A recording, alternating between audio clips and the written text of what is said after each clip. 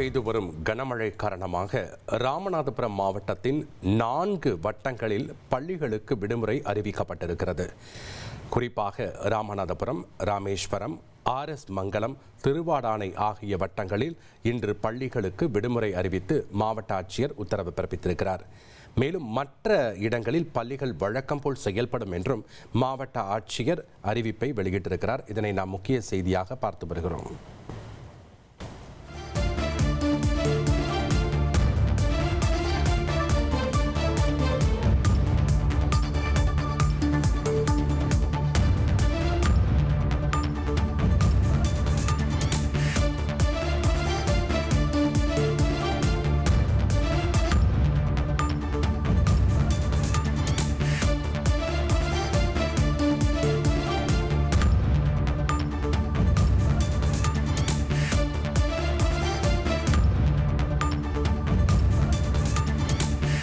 அது மட்டுமன்றி மிக கனமழை எச்சரிக்கை எதிரொலியாக 6 மாவட்டங்களில் பள்ளி கல்லூரிகளுக்கு விடுமுறை அறிவிக்கப்பட்டிருக்கிறது.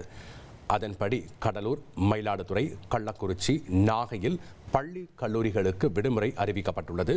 மேலும் திருவாரூர், புதுக்கோட்டை, புதுச்சேரி, காரைக்காலில் பள்ளி கல்லூரிகளுக்கு விடுமுறை அறிவிக்கப்பட்டிருக்கிறது.